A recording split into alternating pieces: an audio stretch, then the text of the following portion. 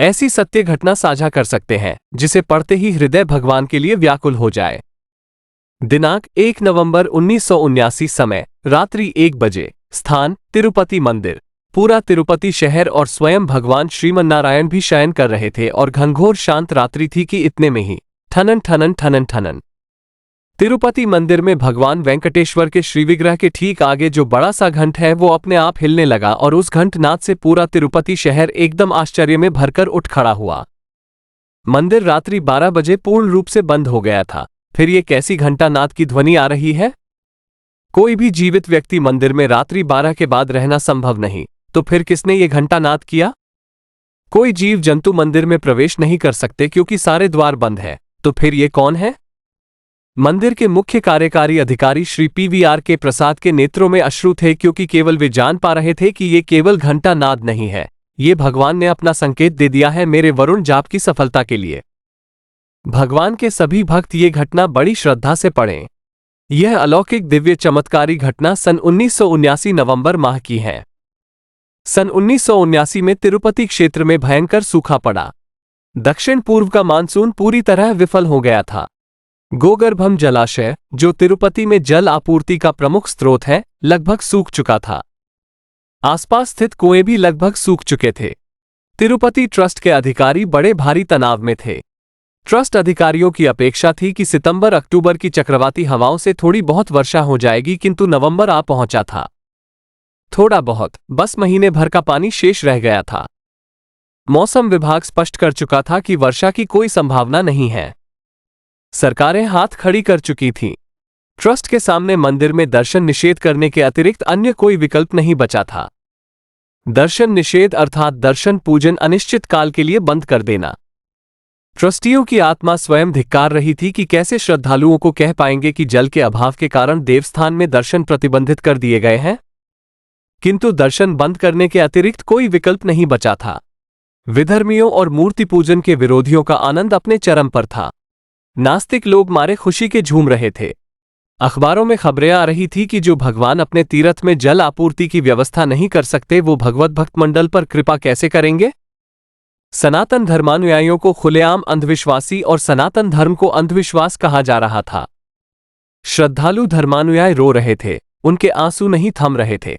कुछ दिन और निकल गए किंतु जल आपूर्ति की कोई व्यवस्था नहीं।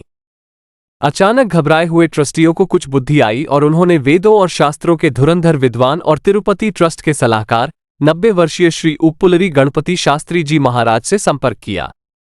ट्रस्टियों ने महाराज श्री से पूछा कि क्या वेदों और शास्त्रों में इस गंभीर परिस्थिति का कोई उपाय है?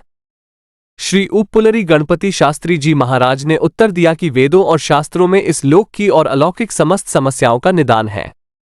महाराज श्री ने ट्रस्टियों को वरुण जप करने का परामर्श दिया। महाराज श्री ने ट्रस्टियों को बता दिया कि पूर्ण समर्पण, श्रद्धा और विश्वास से यदि अनुष्ठान किया जाए तभी अनुष्ठान फलीभूत होगा, अन्यथा नहीं। श्रद्धा में एक पैसे भर की कमी पूरे अनुष्ठान को विफल कर देगी। ट्रस्टियों ने वरुण जाप करने का निर्णय ले लिया और दूर दूर से विद्वानों को निमंत्रण भेजा गया। समय बहुत ही कम था और लक्ष्य बहुत ही बड़ा था। जल आपूर्ति मात्र 10 दिनों की बाकी रह गई थी। 1 नवंबर को जप का मुहूर्त निकला था। तभी बड़ी भारी समस्याओं ने ट्रस्टियों को घेर लिया। जिन बड़े बड़े विद्वानों को निमंत्रण भेजा गया था उनमें से अधिकांश ने आने में असमर्थता व्यक्त कर दी। किसी का स्वास्थ्य खराब था तो किसी के घर मृत्यु हो गई थी, मरणाश्रौच, किसी को कुछ तो किसी को कुछ समस्या आ गई। वरुण जाप लगभग असंभव हो गया। इधर इन खबरों को अखबार बड़ी प्रमुखता से चटखारे ले लेकर छापे जा रहे थे और सनातन धर्म, धर्मानुयायियों, ट्रस्ट मंडल और तिरुपति बालाजी का मजाक बनाए जा रहे थे। धर्म के शत्रु सनातन धर्म को अंधविश्वास सिद्ध करने पर तुले हुए थे। ट्रस्ट के अध्यक्ष श्री प्रसाद साहब की आंखों में आंसू थे। उन्होंने रो रोकर आर्त हृदय से प्रभु वेंकटेश से प्रार्थना की। सारे ट्रस्टी और भक्तों ने भी प्रार्थना की। सभी ने प्रभु से प्रार्थना की, क्या वरुण जाप नहीं हो पाएगा? क्या मंदिर के दर्शन बंद हो जाएंगे? क्या हजारों लाखों साल की परंपरा लुप्त हो जाएगी? नवंबर के महीने में रात्रि विश्राम के लिए मंदिर के पट बंद हो चुके थे। मंदिर में कोई नहीं था। सभी चिंतित भगवत भक्त अपने अपने घरों में रो रोकर प्रभु से प्रार्थना कर रहे थे।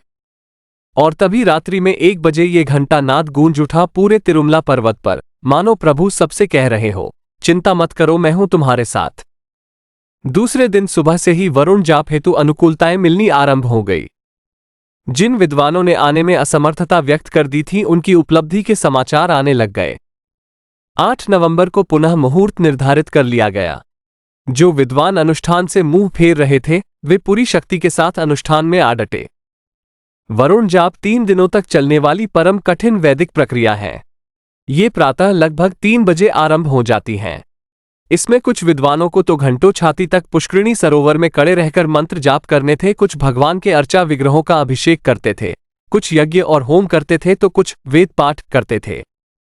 3 दिनों की इस परम कठिन वैदिक प्रक्रिया के चौथे दिन पूर्णाहुति के रूप में सहस्त्र कलशाभिषेक सेवा प्रभु श्री वेंकटेश्वर को अर्पित की जाने वाली थी। 3 दिनों का अनुष्ठान संपन्न हुआ। सूर्य नारायण अंतरिक्ष में पूरे तेज के साथ दैदीप्यमान हो रहे थे। बादलों का नामोनिशान तक नहीं था। भगवान के भक्त बुरी तरह से निराश होकर मन ही मन भगवान से अजस्त्र प्रार्थना कर रहे थे। भगवान के अर्चा विग्रहों को पुष्करिणी सरोवर में स्नान कराकर पुनः श्रीवारी मंदिर में ले जाया जा रहा था। पत्रकार चारों ओर खड़े होकर तमाशा देख रहे थे और हंस रहे थे, और चारों ओर विधर्मी घेरकर चर्चा कर रहे थे कि अनुष्ठान से बारिश, ऐसा कहीं होता है? कैसा अंधविश्वास है यह, कैसा पाखंड है यह। ट्रस्ट के अध्यक्ष श्री प्रसाद साहब और ट्रस्टीगण मन ही मन सोच रहे थे कि हमसे कौन सा अपराध हो गया, क्यों प्रभु ने हमारी पुकार अस्वीकार कर दी। अब हम संसार को और अपने आप को क्या मुंह दिखाएंगे। इतने में ही 2-3 पानी की बूंदें श्री प्रसाद के माथे पर पड़ी। उन्हें लगा कि पसीने की बूंदें होंगी, और घोर निराशा भरे कदम बढ़ाते रहे मंदिर की ओर पर। फिर और 5-6 मोटी मोटी बूंदें पड़ी। सर ऊपर उठाकर देखा तो आसमान में काले काले पानी से भरे हुए बादल उमड़ आए हैं, और घनघोर बिजली कड़कड़ा उठी। 2-3 सेकंड में मूसलधार वर्षा आरंभ हुई। ऐसी वर्षा की सभी लोगों को भगवान के उत्सव विग्रहों को लेकर मंदिर की ओर दौड़ लगानी पड़ी। फिर भी वे सभी सर से पैर तक बुरी तरह से भीग गए थे। याद रहे, वर्षा केवल तिरुपति के पर्वत क्षेत्र में हुई, आसपास एक बूंद पानी नहीं बरसा। गोगर्भम जलाशय और आसपास के कुएं लबालब भरकर बहने लगे। इंजीनियरों ने तुरंत आकर बताया कि पूरे वर्ष तक जलापूर्ति की कोई चिंता नहीं। पत्रकार और धर्म के शत्रुओं के मुंह पर हवाइयां उड़ने लगी और वे बगले झांकने लगे। लोगों की आंखें फटी की फटी रह गई। भक्तमंडल जय जयकार कर उठा। यह घटना सबके सामने घटित हुई और हजारों पत्रकार और प्रत्यक्षदर्शी इसके प्रमाण हैं, लेकिन इस बात को दबा दिया गया। सनातन धर्म की इस इतनी बड़ी जीत के किस्से कभी टेलीविजन, सिनेमा अथवा सोशल मीडिया पर नहीं गाए जाते। भगवान वेंकटेश्वर श्रीनिवास कोई मूर्ति नहीं, वरन साक्षात श्रीमन नारायण स्वयं हैं। अपने भक्तों की पुकार सुनकर वे आज भी दौड़े चले आते हैं। भक्त हृदय से पुकारें तो सही। वेंकटाद्रि समस्थान ब्रह्मांडे नास्ति किंचन। श्री वेंकटेश समो देवो न भूतो न भविष्यति। जय तिरुपति बालाजी जी जय। दोस्तों, वीडियो अच्छी लगी हो तो वीडियो को लाइक कीजिएगा, चैनल को सब्सक्राइब करके अपने दोस्तों में भी शेयर कीजिएगा। मिलते हैं अगली कहानी। जय गोविंदा जय गोपाला।